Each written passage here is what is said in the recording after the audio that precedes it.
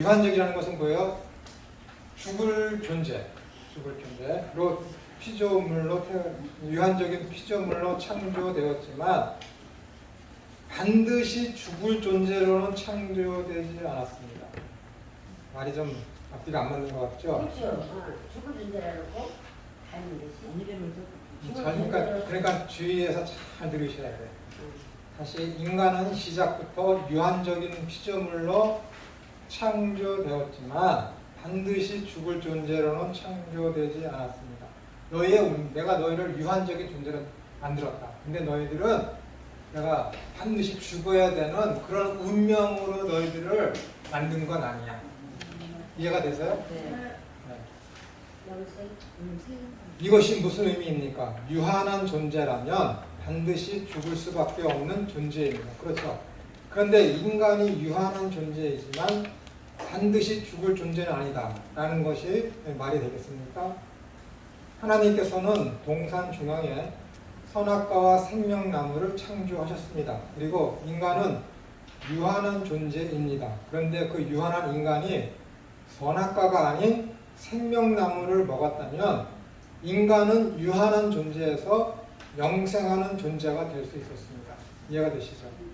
그러니까 유한한 존재이지만은 지금 앞에 선악과와 생명나무가 있어요. 유한한 존재이지만은 그 생명나무를 먹었다면은 그는 유한한 존재에서 무한한 존재로 되는 것이죠. 그의 인생이 영생할 수 있는 존재가 되는 것이죠. 이런 의미에서 인간은 유한한 존재이지만 반드시 죽을 존재는 아니었다라는 것입니다. 인간은 영생할 수 있는 조건도 있었다라는 것입니다. 선악과를 선택하느냐 또는 생명나무를 선택하느냐에 의해 죽음과 영생이 결정되는 조건이 동산 중앙에 있었습니다. 그런데 인간이 사탄의 유혹에 빠져 죽음의 길로 들어서게 된 것입니다. 두 조건이 있었지만 자유의지에 따른 최초의 선택의 상황에서 인간은 죽음과 영생에서 뭘 택한 거예요? 알지 못하지만 욕심에 의해서 죽음을 택한 것입니다. 하나님께서 금지한 것에 관심을 갖고 지금의 안식의 상태, 인간의 첫날은 뭐예요? 안식일이었죠. 안식일이었어요. 딱 만들자마자 잠자서 일어나니까 안식일이었죠. 6일, 7일째가 안식일이니까. 이때까지 인간은 질서와 풍요와 빛의 세계의 거였습니다. 이것을 가지고 뭐라 그러는 거예요? 안식이라는 거예요. 질서와 풍요와 빛의 세계. 빛으로 말미암아 뭐예요? 모든 생명이 힘을 얻잖아요. 그렇죠? 하나님의 말씀하신 거 뒤에 있으니까. 안식의 상태가 뭐라고요? 질서와 풍요와 빛의 세계. 부족함이 없는 거예요. 안식의 상태를 망각하여 잘못된 선택으로 인하여 혼돈하고 공허하며 어두운 삶을 살게 되었습니다. 하나님이 천지를 창조하실 때에 하나님의 신을 수면 위에 운행하십니다. 그때 땅은 공허하고 혼돈하며 흑암은 깊음 위에 있더라. 그렇게 되어 있었죠. 그 상태였어요. 자, 이 혼돈과 공허와 어두움을 성경에서는 어떻게 말씀하고 있는지, 무슨 상태인지를 우리는 성경을 통해서 구성론적으로 살펴보아야 됩니다. 단지 천지 창조 이전의 상태가 혼돈하고 공허하고 어둠이 없는 그 상태가 그냥 그런 어떤 눈에 보이는 그런 상태를만을 이야기하는 것인지 아니면 혼돈과 공허와 어두움이 의미하는 바가 따로 있는지에 대해서 우리는 살펴봐야 한다는 것입니다. 자, 그것에 대해서 한번 살펴보겠습니다. 아주 간단합니다. 성경은 하나님이 없는 세계, 그러니까 하나님을 믿지 않는 개인의 상태, 하나님을 모르는 민족, 하나님을 모르는 알지 못하는 이 세계, 그걸 뭐라 그랬어요? 불신의 세계이며 지옥과 운명이죠. 영생이 없는 세계. 첫 시간에 제가 말씀드렸죠. 영생이 뭐예요? 하나님과 그분께서 보내신 아들을 아는 게 영생이다 그랬잖아요. 아는 게. 그러니까 하나님을 모르는 세상, 하나님을 믿지 않는 세상, 그 세상이 뭐예요? 죽음의 세상이다라는 거예요. 여러분들이 잊어버리셨나 봐. 제가 인간을 이야기할 때, 인간론 할 때, 인간 뭐 죄론이죠. 인간론 할 때 생명과 죽음에 대해서 말씀을 드렸어요. 히브리인들이 가지고 있는 생명의 개념, 지금은 성경을 우리가 다 갖고 있었지만은 처음 성경이 쓰여졌을 때 그 수신자들은 유대인이었어요. 유대인. 그렇기 때문에 여러분들이 유대인, 특히 구약을 알기 위해서는 당시 유대인의 풍습과 사회적인 그런 어떤 상황들을 깊이 있게 연구하셔야 돼요. 그런 책들을 여러분들이 많이 읽으셔야지 실수를 줄여서 구약을 설교할 수가 있습니다. 그럼 보세요. 이건 지금 히브리어로 쓰여진 구약 성경은 유대인의 풍습과 관습과 그들의 사상과 철학과 사회적 배경을 해서 기록된 것이 이 구약 성경이에요. 그러니까 성경을 여러분들이 바르게 이해하고 해석하고 하기 위해서는 어떻게 되는 거예요? 성경을 1차적으로 유대인적으로 이스라엘인의 관점에서 성경을 보셔야 돼. 그런 다음에 2차 해석이 들어가야지 그것을 가지고 재해석이라고 그러는 거야. 오늘날의 실정에 맞도록 해석을 하는 거지. 신약에 접목을 시켜서 거기에서 하나님 나라와 그리스도를 우리 청중들에게 적용시키는 게 설교지요. 설교. 그렇기 때문에 여러분들이 죽었다, 살았다 했을 때 그 개념을 오늘날의 국어사전적인, 백과사전적인 개념으로다가 죽음과 생명을 따지고 들어가게 되면 성경을 완전히 인본주의적으로밖에 볼 수밖에 없어요. 영적으로 보지 못한다고. 왜냐하면 이 성경을 야, 너희는 죽었다 했을 때 이스라엘 사람들이 가지고 있는 그 당시에 죽음의 개념이 무엇인지를 아셔야 돼요. 그들의 죽음의 개념은 3000년 전에 기록된 성경에는 그들을 대상으로 해서 죽음이 무엇인지에 대해서 얘기했는데 그것을 오늘날에 엉뚱하게 국어사전적인 의미로다가 죽음은 이것이다 얘기하면은 이 성경이 어떻게 해석할 수 있겠습니까? 이해가 되세요? 네. 그래서 이 생명이라는 것은 뭐냐면은 사람이 있어요. 두 사람이 있어. 근데 이 사람은 나이도 늙었어. 병도 있어. 다리도 저러. 가난해. 그리고 능력도 없어. 권세도 없고. 얘는 건강해. 젊어. 돈도 많아. 권세도 있어. 근데 얘는 하나님을 믿지 않아. 어딜 향해서 가? 죽음을 향해서 가. 얘는 어떻다고? 모든 걸 세상에 다 가졌어. 이 사람 어때요? 내일 죽을까 오늘 죽을까? 생물학적으로다가 오늘 죽을까 내일 죽을까 그래. 얘는 생물학적으로다가 아주 앞길이 창창해. 근데 얘는 하느님을 믿어. 하나님은 참 생명이야. 영생을 가지신 분이라고. 유대인의 관점에서 봤을 때, 성경적 관점에서 봤을 때, 히브리적 사고로 가졌을 때 얘는 죽은 자예요. 얘는 죽은 자. 그래서 에베소서 2장 1절에서 너희는 그가 죄와 허물로 죽었던 너희를 살리셨다 그러는 거야. 왜? 이 젊은 아이가 이 길로 가고 있었는데 예수 그리스도께서 야 그거 잘못됐어 이쪽으로 와 해서 지금 어떻게 하는 거야? 죽음으로 가고 있던 존재를 영생으로 가고 했기 때문에 얘를 다시 살린 거야. 얘가 아무리 이 세상에서 잘 먹고 잘 살고 모든 것을 갖고 있어도 하나님을 믿지 않고 지옥을 향해서 가면 얘는 그냥 죽은 존재야. 그러니까 지금 아랍인들이, 이스라엘 사람들이 이 개념을 갖고 있기 때문에 알라를 믿지 않는 모든 이방인들은 다 어디를 향해서 가고 있는 거예요? 여기로 가고 있다니까. 죽음으로. 그러니까 나는 그들에게 뭐예요? 김천호는 이슬람 교도에게 쟤는 죽은 자야. 죽어도 살인이 아니야. 그러니까 자살폭탄테러를 하는 거야. 그것을 가지고 그래서 성전이다 그래요. 얼마나 무섭습니까? 이 개념이니까 이 개념을 유대인들이 갖고 있고 지금 모든 중동의 알라를 믿는 그 중동 국가들이 이 개념을 갖고 있다는 거야. 죽음이라는 것은 이것이다. 그러니까는 생명이라는 것은 개념이 뭐냐면은 이 사람이 지금 이 땅에서 살고 있는데 그의 삶의 방향성이 어디냐라는 거야. 그 방향성이 지옥을 가고 있으면 걔는 죽은 존재. 그 방향성에 지금 하나님 나라를 향해 가고 있으면 걔는 산 존재. 그래서 에베소 교회에다가 대고 예수님이 말씀하시지 요한계시록에서 너희는 살았다 하나 실상은 죽은 자니라. 얼마나 정확한 거. 여러분, 예수님께서 7개 교회에다가 편지를 보냈습니다. 근데 딱 2교회만 칭찬을 들어. 서머나 교회와 빌라델비아 교회. 공통점이 있어요. 뭐냐면은 서머나 교회와 빌라델비아 교회만 칭찬을 듣고 아무런 하나님으로 예수님으로부터 꾸준함을 듣지 않는데 그 가지고 있는 2 공통점이 뭐냐면은 너희가 유대인의 회당이라는 것들에 대해서 반대를 하고 그들을 쫓아내고 그들에게 물들지 않았다. 내가 너희에게 생명의 멸관을 주리라.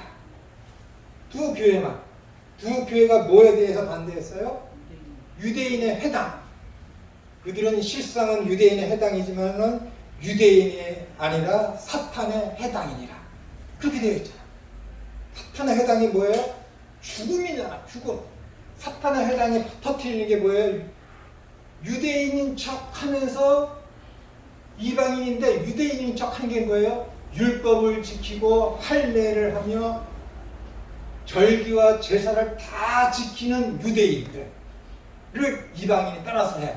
그러면서 교회에 들어와서 어떻게 돼? 야, 너 구원을 얻을래? 믿음만으로는 하는 게 아니라 할례도 받고 제사도 지키고 전례도 지키고 율법도 지켜야 돼.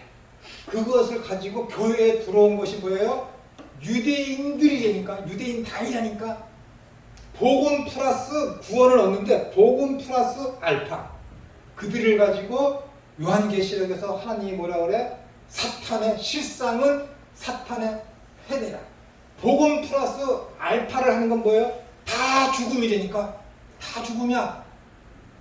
복음 플러스 알파는 다 죽음이라니까. 오직 믿음, 오직 예수 외에 무엇인가 하나 더 추가해서 내가 내 의와 내 공덕과 내 선을 추가해서 나의 구원을 얻어야지 라는 것은 다 뭐예요? 사탄의 회당이라니까. 그건 복음이 아니라니까. 오죽하면 갈라디아서 1장에서 사도 바울이 그러겠어요. 천사일지라도 이 복음에다가 알파를 하는 놈들은 저주를 받을지어다. 얼마나 무서운 말씀. 여러분, 왜 예수님이 바리새인, 사두개인, 율법사들, 제사장들을 그렇게 미워했는지 아십니까? 이 해칠한 무덤 같으니라고. 지옥 갈 자들이요. 하나님의 진노를 받을 자들이요. 슬프도소이다. 얼마나 슬프면은 자기가 만드신 그 백성을 저주하면서 슬퍼한다고. 화로다. 잘못된 번역이니까. 슬프도소이다. 너무 슬픈 거야. 왜? 예수님은 수고하고 무거운 짐진 자들아 다 내게 오라. 내가 너희를 쉬게 하리라. 나의 방법은 쉽고 나의 짐은 쉽고 가벼우니라. 근데 저들은 어떻게 하는 거예요? 너희에게 짐을 더 지우는 자들이. 뭘 더 지워? 율법을 지키라는 거잖아요. 오늘날에도 복음만 교회가만 있으면 되는데 교회에서 뭐라 그래? 교회에 충성 봉사 열심히. 하나님을 믿어요? 그러면 교회 헌금만 해요. 교회 뭐뭐 해야 돼? 뭐뭐 해야 돼? 뭐뭐 해야 돼? 짐을 자꾸만 지워. 그래야 어떻게 되는 거야? 하나님으로부터 상급을 받을 것이라는 쪽으로다가 설교를 한다니까. 이게 다 율법주의고 이게 다 사탄의 해녀니까 여러분. 율법 외에 없어. 자유라니까. 예수님으로만 만족하는 거야. 자유가 뭐라 그랬어요? 만족이라니까. 예수 외에 다른 것도 없이 오직 예수님만으로 만족하는 그 사람이 자유한 거라니까. 그 사람이 결핍이 없는 거라니까. 그게 구원이라니까 여러분. 내가 자꾸만 교회에 나와서 교사 노릇해야지. 내가 교회에 나와서 자꾸 뭔가를 해야지 라고 하는 거 아니야 여러분. 그거 아니라니까. 여러분, 믿음이라는 것, 구원이라는 것은요, 여러분, 아까 내가 말씀드리려다가 여러분 충격받을까 말씀 안 드렸지만은 영생이라는 것은 이 땅에서 주어졌어. 그 저 하늘까지 계속 이어지는 삶이야. 그 영생은 계속해서 그게 뭐라고? 하나님과 관계 회복된 거야. 그 관계 회복하기 위해서 예수님께서 뭐라고 그래? 아버지께서 나에게 명령하신 모든 것을 내가 다 행함으로 말미암아 하나님의 영광을 드러낸나이다. 이것이 요한복음 17장에 있는 내용이야. 영생에 대해서 말씀하시는 그 다음에 영생을 소유한 자는 어떻게 살아야 되는지에 대해서 말씀하시는데, 나 예수는 아버지께서 나에게 명령하신 모든 것을 내가 다 행함으로 말미암아 아버지에게 영광을 돌려드렸나이다. 그리고 저들도 나를 사랑하고 아버지를 사랑하나이다. 저들도 나와 같이 되기를 원하나이다. 그게 뭐야? 고난받으라는 거잖아요.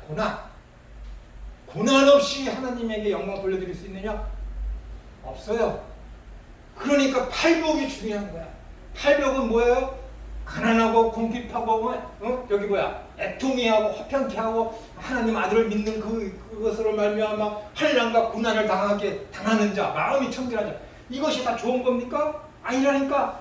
그 마음의 상태가 중요한 거야. 그의 상태가 그렇다는 거야. 그의 상태. 영혼의 삶이 뭐예요? 그 팔복의 상태가 있는 것이 영혼의 삶이야. 고린도 후서 13장에서 내 믿음이 너에게 있는 점을 스스로 시험해봐라. 너하고 하나님만 안다라는 거야. 뭘로 알아? 교회 헌금 많이 하는 것으로 내가 구원받았습니다 라고 하는 거야? 내가 교회 반사 노릇하고 내가 교회에서 전도사 노릇하고 내가 교회에서 목사 노릇하고 설교하는 것으로 내가 구원받았습니다 라는 것으로다가 세상 사람한테 증거되는 거라고? 아니라니까. 성경은 그렇게 단 한 번도 얘기 안 해. 뭘로 알아? 팔복의 상태에 내가 지금 있느냐 없느냐로다가 네가 지금 구원에 있는지 없는지, 네가 영생의 삶을 살고 있는지 아는지를 너 스스로 안다라는 거야. 네가 지금 마음이 가난한지, 네가 지금 죄에 대해서 애통해하고 있는지, 네가 복음을 증거하기 위해서 고난을 받으며 화평케 하는 자라서 삶을 투척하고 있는지, 하나님의 명령이 떨어졌을 때 마음이 온유해서 그것을 순종하려고 최선의 발악을 다하고 있는지, 그 상태, 그 마음, 그게 영생의 삶이야. 제자들한테 그걸 요구했다니까. 그러니까 요한복음 21장 끝절에 가서 뭐라 그래? 베드로한테, 베드로가 어떻게 죽을 줄 알미라. 어떻게 죽음을 통해서 그가 하나님 앞에 영광을 돌릴 줄 알미라. 영광이 뭐라고? 성김을 받는 게 아니라니까. 인자가 성김을 받으러 온 줄 아니? 아니야. 도리어 종으로 와서 섬기기 위해서 내 목숨을 대속의 제물로 주기 위해서 이 땅에 왔다. 아니 내가 주여 하는 다른 주님은 그렇게 살았는데, 나는 탤런트로, 영화배우로, 기업의 총수로 부자가 되었어. 그것을 가지고 하나님께 영광 돌린다. 그게 무슨 영광이야? 성경에 그런 게 어딨어? 잘 먹고 잘 살아서 내가 크게 성공한 것을 가지고 하나님께 영광. 어디에 성경에 그런 게 어디 있습니까? 다 도둑놈이라니까. 다 지옥 갈 놈이라니까. 아니라니까 여러분. 이건 충격이에요 여러분. 당신의 사랑하는 수제자한테 어떻게 죽을 것을 알고 그가 어떻게 하나님 앞에 영광 돌릴 줄을 알미라. 그 삶, 그게 팔복의 삶이 없습니다. 죄에 대해서 애통해하지 아니하고 온유한 마음이 없고 화평케 하도록 내가 최선을 다하지 않고 마음이 청결해서 오직 하나님을 섬기는 그런 마음이 없는 자가 어떻게 하나님을 위해 복음을 증거하다가 십자가에 거꾸로 달려서 죽는 것을 감당치 못하겠다고 고백을 할 수 있습니까? 말이 안 되는 거예요. 그러니까 여러분들이 뭘 해서, 뭘 많이 들여서 하나님께 영광 돌렸습니다 라고 얘기하는 것은 복음 플러스 알파니까. 하나님은 여러분들한테 뭐 하라고 어디 뭐 하라고 그랬어? 가지고 와봐요. 어디 뭐 하라고 그랬어? 무슨 상태가 되라고 그랬지? 무슨 존재가 되라고 그랬지? 너희의 본질을 깨달으라고 그랬지? 나는 의인이야. 사망의 몸에서 해방된 자유한 몸이니까. 그 자유가 뭐라고? 오직 그리스도로만 그 영생, 생명나무를 먹었잖아. 그것으로만 부족함을 느끼지 않는 그 상태가 자유로운 거야. 그래서 뭘 안 요구하지. 그게 안 됐는데 자꾸만 그게 안 됐으니까 어떻게 되는 거야? 불안하지. 그러니까 어떻게 뭘 자꾸 해야지 하나님을 날 이쁘게 봐주시겠지. 그 생각에 빠지니까 헌금하고 교회 충성 봉사 열심히 하는. 그런 의도를 가지고 그런 마음의 상태를 가지고 하는 것들은 다 지옥 가. 다 지옥 간다니까. 어떤 상태로 하는 거야? 팔복의 상태에 있는 사람이 은혜에 너무 감사해서 하는 거야. 그게 그거 같으죠? 아니라니까. 180도 다른 거예요, 여러분. 이걸 함으로 말미암아 하나님으로부터 내가 뭘 받아야지 하는 건 율법주의자야. 아니라니까. 나는 무익한 종입니다. 그게 진정한 하나님의 종이지. 그게 팔복을 상태에 있는 사람이지. 이 팔복에 있는 상태에 있는 사람을 가지고 그래서 예수님이 뭐라는 거야? 너는 빛이며 세상의 소금이다. 빛이 빛을 이룰 수 없으며 소금이 그 맛을 이룰 수 없다. 정확하잖아. 너희는 유대와 예루살렘과 유대와 사마리아 땅끝까지 이르러 내 증인이 되리라. 정확하잖아. 예루살렘에 있든지 사마리아 땅끝에 있든지 내가 증인된 삶을 사는 거야. 어떻게 살아요? 내 상태가 팔복의 상태이니까 그렇게 된다니까. 그런 사람들이 어떻게 되는 거야? 먼저 그의 나라와 그의 의를 구하게 되는 거야. 저절로. 누가 만들어가요? 성령님께서 만들어 가신다니까. 성령. 그러니까 내가 2주 전에 말씀드렸죠. 여러분의 믿음은 여러분들이 만든 믿음입니까? 아니면 하나님이 주신 믿음입니까? 묻는 거예요. 그래서 기독교 외에 타 종교가 가지고 있는 믿음하고 기독교인이 가지고 있는 믿음은 근본적으로 다르다. 그들은 그들이 만든 믿음이지만 우리의 믿음은 하나님께서 우리에게 구원을 주시기 위해서 주신 선물, 은혜라니까요. 그러니까 하나님이 우리를 만들어 가시는 거야. 변해가는 거야. 그 사람이 어떻게 되는 거야? 이 팔복을 갖게 되는 거야. 하나님이 주신 믿음을 가진 사람은 그렇게 된다니까요. 하나님이 이렇게 만드셨다니까요, 여러분. 그러니까 그들은 어떻게 되는 거야? 정말 자유한 자이죠. 진리가 너희를 자유케 한다. 진리가 너희를 자유케 한다. 진리가 뭐야? 태초에 말씀이 계시니라. 그 말씀에 대해서 사도 요한이 요한계시록, 요한 1, 2, 3서, 요한복음서에서 이 말씀에 대해서 뭐라 그래요? 길이요 진리요 생명이라고 그러잖아요. 이 빛에 대해서, 말씀에 대해서 진리라고 그러고 이 말씀에 대해서 빛이라고 그러고 이 말씀에 대해서 생명이라고 그러잖아요. 예수님은 말씀이신데 이 말씀의 성질이 예수님의 성질이 어떻다는 거예요? 그분은 빛이시다. 그분은 진리시다. 그분은 길이시다. 그분은 생명이시다라는 거야. 그분의 성질이, 예수님의 성질이 어떤 때는 진리로서, 어떤 때는 생명으로서, 어떤 때는 길로서, 어떤 때는 뭐예요? 빛으로서 그렇게 우리에게 나타나시는 것이지. 얼마나 위대합니까, 여러분? 이 사도 요한에 쓴 요한복음서. 책 중에 책입니다, 여러분.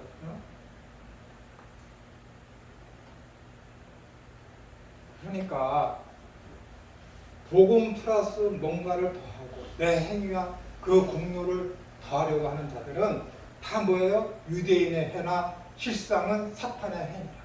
그들이요. 그들은 뭐예요? 천사일지라도 지옥불에 떨어지기를 내가 갈망한다. 사도 바울이 그 복음 플러스 알파를 하지 않은 두 교회, 빌라델비아 교회와 서머나 교회만 칭찬만 받았어요. 하나님은 얼마나 위대합니까? 예수님께서 갈릴리 가나의 혼인잔치에 갔어요. 갈릴리 가나의 혼인잔치. 이게 얼마나 위대한 거냐면은 예수님께서 제자들을 세례 요한한테 세례를 받았어. 그리고 제자들을 모았어. 공생애가 시작된 것이지. 제자들을 모았어. 그런 다음에 니고데모, 나다나엘을 만났지. 나다나엘을 만나서 뭐예요? 그를 만나지도 않았는데 내가 무화과 나무 밑에 있는 것을 내가 알았도다 라고 하면서 그에게 어떻게 되는 거예요? 구원이 어떻게 임하는지를 설명을 해. 천사들이 오르락내리락 하는 그 야곱이 꿈꾼 것을 빗대어서 인자가 그 사닥다리라는 것을 말씀을 하시지. 미리 아시는 전지하시며 전능하신 분이심을 요한복음 1장에서 선포를 해. 예수님께서. 그러면서 방문한 곳이 어디예요? 갈릴리 가나의 혼인잔치. 첫째 날 뭐해서 예수님이 소개되지. 태초에 말씀이 계시니라. 그래서 말씀을다가 예수님이 소개가 돼. 둘째 날은 어떻게 돼요? 세례 요한 앞에 나타나지. 셋째 날은 어떻게 돼요? 제자들을 선택하지. 넷째 날은 어떻게 되는 거예요? 나다나엘을 만나지. 그런 다음에 요한복음 2장 1절에 어떻게 시작돼요? 사흘이 되던 날. 사흘이 되던 날. 첫째 날, 둘째 날, 셋째 날, 넷째 날 플러스 3일. 뭐예요? 7일이잖아, 7일. 안식일을 상징하는 거, 안식일. 그 혼인잔치가. 갈릴리 가나의 혼인잔치. 안식이 뭐라고? 충만한 자유, 빛, 질서, 부족함이 없는 만족함이 안식일을 상징하는 거예요. 안식일. 이 안식일에 뭐가 열리는 거지? 지금 갈릴리 가나의 혼인잔치가 열린다니까. 거기에 예수님이 가셨지. 거기 예수님이 가신 거예요. 일부러 이미 1장에서 소개됐다 그랬죠. 예수님은 전지하시고 전능하신 분이심을 나다나엘과의 만남을 통해서 계시하셨어. 그 모든 것을 아시는 주님께서 갈릴리 가나의 혼인잔치 가셨다는 것은 뭐예요? 그들에게 포도주가 부족하게 될 것을 알고 가신 거야. 알고. 그래서 여자여 이것이 나와 무슨 상관이 있나이까? 아, 이것까지 설명해 줘야 되나? 여러분들 오늘 진짜 땡 잡은 거야.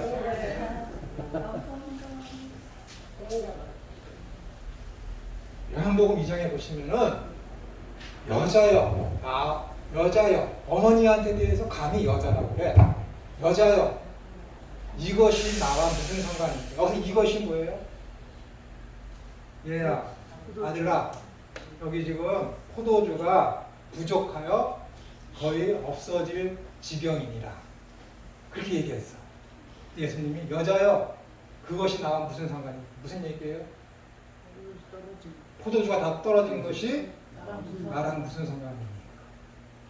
요것은요, 여러분, 아까 말씀드린 그러니까 소수 사본인 비잔틴 사본, 바티칸 사본, 알렉산드리아 사본, 그 다음에 뭐예요? 로만 카톨릭이 따르는 사본에 맞춰서 번역된 라틴 불가타를 번역한 거예요. 여자여, 이것이 나와 무슨 상관입니까? 근데 다수 사본인 킹제임스 버전하고 비잔틴 사본이 따르는 그 다수 사본은 그렇게 되어 있지 않아요. 여자여, 당신과 내가 무슨 상관입니까? 다르죠. 로만 카톨릭은, 우리나라 성경은 이것이 뭐예요? 포도주가 부족한 것이 나랑 무슨 상관입니까? 라고 번역이 되어 있는데, 다수 사본인 킹제임스 버전하고 비잔틴 사본에서는 여자여, 당신하고 나하고 무슨 상관입니까? 그렇다니까. 완전히 다른 거예요. 그렇게 인식되는 게 네. 쉽지. 그러니까 포도주가 없어지고 있는 것은 나랑 상관이 없다는 게 아니라, 이 본문에서는 다수 사본이 이야기하는 이 사본에서는 어머니, 당신하고 나하고는 이제는 더 이상 상관이 없어요 라고 하는 거예요. 완전히 개념이 다른 거예요. 그러니까는 천주교에서는 이것을 가지고 교리를 만들었는데, 아들인 예수가 처음에는 이 포도주를 없어지는 것이 나와 상관이 없는데, 어머니가 가서 간청을 했더니 아들이신 예수님이 그 간청을 들어주었다. 그렇기 때문에 지금도 우리는 어머니 대신 마리아에게 간청을 하면은 여러분의 소원이 예수님한테 직고가 되지 않더라도 마리아를 통해서 기도하면 마리아가 여러분의 소원을 대신해서 아들인 예수한테 직고를 해서 간청을 해서 여러분의 소원이 들어준다. 그렇기 때문에 마리아에게 기도해라. 교리가 여기서 나온 거예요. 그 본문 하나 때문에. 그래서 마리아를 가지고 뭐라 그래요? 하나님의 어머니 라는 말이 이 작은 요 사건에서 나온 거라니까. 소수 사본. 그래서 여기서는 귀인 아이가 헬라어 언어인데, 이 라틴 불가타를 쓴 제롬 히에로니무스라는 이 사람이 거기다가 이 귀나이를 여자여라고 해야 되는데 어머니라고 집어넣었어. 어머니라고. 어머니. 예수님은 여자여라고 불렀는데 이 라틴 불가태는 이 어머니 대신에 여자여 대신에 어머니라고 썼다니까. 그러니까 거기에서 뭐예요? 예수의 어머니한테 계신 간청하면은 이 마리아가 예수님한테 간청을 해서 우리의 소원을 들어주니까는 마리아에게 직고를 해야 되겠다. 그 천주교 이론이 거기서 교리가 거기서 나온 거예요. 여러분 분도 출판사라고 있어요. 우리나라에 천주교 서적만 출판하는 책인데 그 분도 출판사에서 천주교 교리책을 보세요. 이 분도 출판사의 모든 책들은 바티칸에서 허락한 것만 출판하는데 거기에 그렇게 됩니다. 그 교리책에. 그러니까는 이 예수님께서 어머니를 향해서 여자여 라고 하는 것은 뭐예요? 대단한 거지. 그 뒤에 따라 나오는 말. 당신하고 나하고는 이제 생물학적인 그런 관계가 끝났습니다. 라는 얘기야. 그러니까 여자여라는 얘기야. 이것이 어디까지 올라가는 거야? 창세기 3장 15절에 여자의 후손. 예수님 당신이 뭐예요? 나는 이제 여자의 후손으로서 오늘의 내 일을 할 겁니다. 라고 하면서 뭐예요? 내 때가 아직 이르지 아니하였나이다. 내 때. 내 때가 뭐예요? 호라. 그때가 뭐예요? 6개의 그 정결 예식에 따라 부어지는 돌 항아리에 포도주가 다 떨어지는 그때를 얘기합니다. 포도주가 돌 항아리 6개에서 다 떨어지는 그때가 이르지 않았습니다. 그때를 기다리는 거야 지금 예수님. 왜? 너희 인간들이 하는 모든 정결 예식으로는 구원받을 수 없어. 아무리 노력을 해봐 안 돼. 이스라엘 백성들에게 혼인잔치에 있어서 포도주가 떨어진다는 것은 뭐예요? 잔치의 종말을 구하는 거야. 잔치의 끝을 얘기하는 거야. 중단을 얘기하는 거니까. 중단된 그 시기에 뭐예요? 물을 갖다 가득 채우는 거야. 가득 채워서 보니까 물이 포도주가 돼서 이전 포도주하고는 지금 포도주하고는 비교도 할 수 없는 포도주가 만들어진 것이지. 그것이 뭐예요? 너희 인간들이 수고로 채워지는 그 정걸 예식으로는 하나님 나라 이 잔치를 계속해서 이어나갈 수 없어. 라는 것을 이야기하는 거야. 오직 뭐예요? 보혈이 상징하시는 포도주가 상징하는 예수 그리스도의 피로만을 통해서 이 천국 잔치는 완성되고 채워질 거야. 라는 것을 이야기하는 것이지. 그렇기 때문에 어떻게 되는 거예요? 그때 포도주에서 포도주가 다 떨어지는 그때를 기다립니다. 그때가 아직 이르지 않았다라고 얘기하는 거예요. 예수님께서. 얼마나 이 예수님께서 첫 번째 하시는 이 첫 번째 기적이 이 표적이 위대합니까? 지금 뭐예요? 하나님 나라가 나를 통해서 이 땅에 임했음을 선포하는 행위가 갈릴리 가나의 혼인잔치라니까요. 혼인잔치가 뭐예요?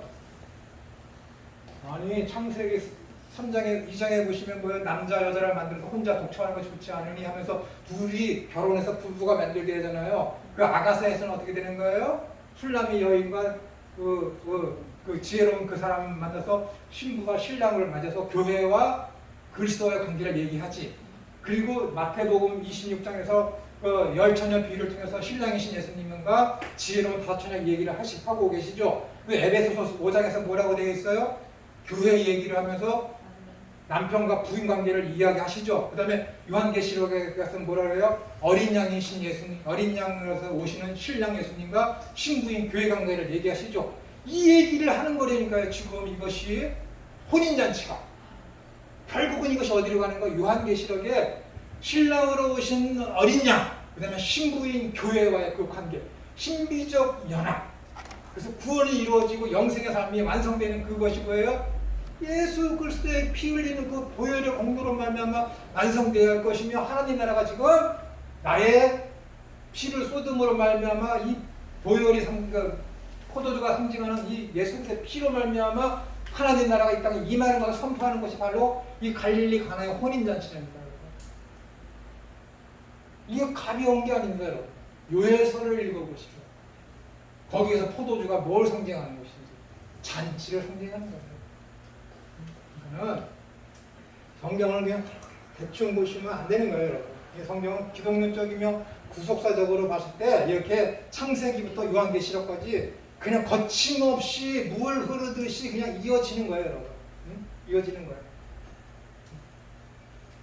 그래서 이 갈릴리 가나에서 요한복음에서 괜히 이튿날 그 다음에 갑자기 사흘째 되던 날 이렇게 이야기하는 게 아니에요.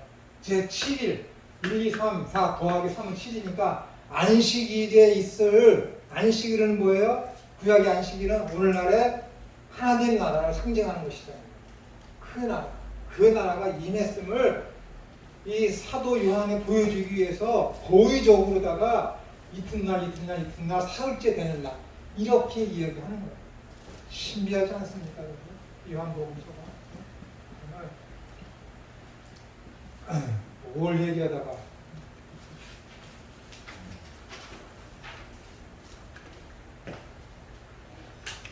안식일이라는 것은 이렇게 빛으로 빛이시며 빛으로 충만하여 되어지고 질서가 있고 부족함이 없는 그 상태를 안식이 상징하는 것이고 그 안식이 상징하는 것이 하나님 나라인데 그 하나님의 나라가 예수 그리스도를 통해졌는데 그것을 선포하는 사건이 갈릴리 가나의 혼인잔치다 라는 것입니다. 계속해서 하겠습니다. 그러면은 성경에서 이야기하고 있는 혼돈과 공허와 어두움이 상징하는 것이 무엇인지, 어두움이 상징하는 것이 무엇인지, 빛이 세상에 왔을 때 어두움이 이기지 못하는 거예요. 어두움이 소수사본을 따르는 것. 성경들은 어두움이 빛을 깨닫지 못한다라고 했지만은 다수사본을 따르는 사본들은 다 뭐예요? 빛이 왔으나 어두움이 이기지 못한다라는 거예요. 예수님께서 궁극적인 승리를 얻게 된다는 거예요. 그러니까 여러분들이 어떻게 되는 거예요? 이 땅에서 삶이 고달프고 힘들어도 여러분의 이 땅에서의 삶만 보는 것이 아니라 여러분들은 지금 뭐예요? 예수 그리스도를 믿음으로 말미암아 영생을 이미 소유해서 영생의 삶을 사는 자이기 때문에 기뻐할 수 있고 감사할 수 있는 상태가 되는 거예요. 기뻐하는 게 아니라 감사하는 게 아니라 여러분과 저는 믿는 자라면 늘 기쁨의 상태에 있어야 되는 것이고 늘 감사하는 상태가 있는 거예요. 상태. 어떤 때는 감사하고 어떤 때는 미워하고 그런 것이 아니라 늘 범사에 감사. 모든 일에 대해서 감사하고 있는 마음의 상태가 되어 있는 거예요. 그 완벽한 흠이 없는 정말로 자유, 정말 모든 것이 충만한, 모든 것이 가득한 완벽한 결핍이 전혀 없는 때가 언제예요? 예수 그리스도께서 재림하시는 때잖아. 그러니까 그날을 속히 오도록 우리는 어떻게 되는가? 마라나타는 거지. 아멘 예수 어서 오시옵소서. 늘 기도하는 거지. 그것을 위해서 늘 기도하는 거예요. 쉬지 않고 해야 될 기도가 그것뿐이라니까요, 여러분. 자, 그러면 하나님이 없는 세계는 무엇인가를 보겠습니다. 지금 하나님을 떠난 세상에 대하여 예레미야서 4장은 이렇게 이야기하고 있습니다. 내 백성은 나를 알지 못하는 어리석은 자다. 나오죠? 알지 못한대. 로야다. 알지 못한대. 알지 못하는 어리석은 자여 지각이 없는 미련한 자식이라. 악을 행하기에는 지각이 있으나 하나님을 떠나는 생활, 선을 행하기에는 무지하도다. 잘 들으세요? 보라, 내가 땅을 번죽, 땅이 뭐예요? 이 세상. 땅을 번죽 혼돈하고 공허하며 하늘에는 빛이 없으며. 태초에 천지가 창조되기 이전의 상태가 여기에 그대로 나와 있죠. 그대로 나와 있어요. 창조되기 이전에 질서도 없고 풍요도 없고 모든 결핍, 아무것도 없는 nothing, 빛이 없는 상태. 그것이 뭐예요? 하나님을 알지 못하는 상태, 하나님을 모르는 상태. 그 상태를 가지고 뭐라 그래요? 혼돈하고 공허하며 하늘에는 빛이 없다. 하늘에 빛이 없다는 것은 뭐예요? 어두움이잖아요. 어두움 라고 선언하였습니다. 예레미야는 하나님을 떠난 백성들의 상태를 창조 이전에 창세기 1장 2절의 상태와 동일시하고 있습니다. 무섭지 않습니까? 하나님을 모르는 사람, 영생을 소유하지 않은 사람을 가지고 해서 뭐라 그래요? 혼돈, 공허, 어두움. 뭐야 이것이? 모든 것의 결핍, 생명이 없음, 무질서. 그걸 얘기하는 거지. 타락 이전의 에덴은 질서와 타락 이전입니다. 천지가 창조되고 그 다음에 타락하기 이전에 그 짧은 기간인지 얼마인지 모르겠지만 그 기간 동안은 질서와 풍요 그리고 빛이 함께하는 상태였지만 에덴에서 추방된 인간의 상태는 뭐예요? 이제 하나님이 없으니까는 혼돈하고 공허하며 빛이 없는 상태가 된 거예요. 이것은 죄의 결과입니다. 죄를 지으면 죽는다고 하셨는데 죄의 결과론적인 상태가 뭐예요? 무질서와 궁핍과 어두움으로 세상의 열매로 나타나는 거예요. 그러니까 죽음이라는 것이 뭐예요? 무질서, 궁핍, 어두움. 다른 한 단어로 얘기하면은 모든 것의 결핍. 그래서 에베소서에서 보면은 사도 바울이 예수 그리스도께서 이 땅에서 뭐예요? 모든 것을 예수님의 무릎 아래 꿇게 하시고 모든 것에 충만을 이루려 하십니다. 그렇게 되는 거예요. 충만. 타락 이전의 에덴의 상태는 혼돈과 공허와 죽음과 대비되는 상태입니다. 하나님께서 창조를 통하여 질서 있게 하셨으며 풍요롭게 하셨고 빛을 창조하심으로 생명을 주셨습니다. 질서와 풍요와 빛은 혼돈과 공허와 흑암과 완벽하게 대비되는 상태입니다. 혼돈과 공허와 어두움은 죽음이며 질서와 풍요와 빛은 생명입니다. 혼돈과 공허와 어두움은 사탄이 가져다 주었습니다. 죄로 인한 타락의 결과였습니다. 그러나 하나님께서는 질서와 풍요와 빛을 주셨습니다. 안식은 바로 이러한 상태입니다. 인간이 잠을 자고 일어났더니 뭐예요? 안식일이었잖아요. 모든 것에 만족, 모든 것에 풍족, 그 상태였습니다. 안식 안에서의 상태인 질서가 무엇인지 들어보세요. 질서는 하나님께서 말씀하시니 그대로 되는 것. 주인은 말하고 종은 예하는 것. 그게 질서예요. 풍요는 뭐예요? 열매. 말씀하신 것으로 채워지는 것. 빛은 뭐예요? 모든 것을 주관하는 것. 예수님이 세상을 다스리고 주관하시잖아요. 반면에 사탄은 하나님의 말씀에 대항하여 불순종하게 함으로 질서를 파괴하고 말씀의 풍요로움을 시들게 하여 결국에는 생명을 상실케 합니다. 이것이 죽음의 상태입니다. 사탄의 유혹에 빠져 죄를 범함으로 인하여 모든 것에 이제는 뭐예요? 결핍이 왔어요. 그래서 사도 바울은 에베소서 교회의 2장 1절에서 그는 허물과 죄로 죽었던 너희를 살리셨도다. 그때 너희는 그 가운데서 행하여 이 세상 풍조, 악한 세상 사탄이 다스리는 그대로 사탄을 따르고 공중의 권세 잡은 자, 사탄이죠. 나를 따랐으니 곧 지금 불순종의 아들들 가운데서 역사하는 영이라. 전에는 우리도 다 그 가운데서 우리 육체의 욕심을 따라 지내며 육체와 마음에 원하는 것을 행하여 다른 이들과 같이 본질상 진노의 자녀이었더니 긍휼이 풍성하신 하나님이 우리를 사랑하신 그 큰 사랑을 인하여 허물로 죽은 우리를 그리스도와 함께 살리셨고 너희는 은혜로 구원을 받은 것입니다. 또 함께 일으키사 그리스도 예수 안에서 함께 하늘에 앉히시니 이는 그리스도 예수 안에서 너희에게 자비하심으로써 그 은혜의 지극히 뭐예요? 풍성함을 오는 여러 세대에 나타내려 하십니다. 부족하면 오직 뭐예요? 빛이신 예수 그리스도 그분이 생명이시기 때문에 그 생명으로 가득 찬 삶이 뭐예요?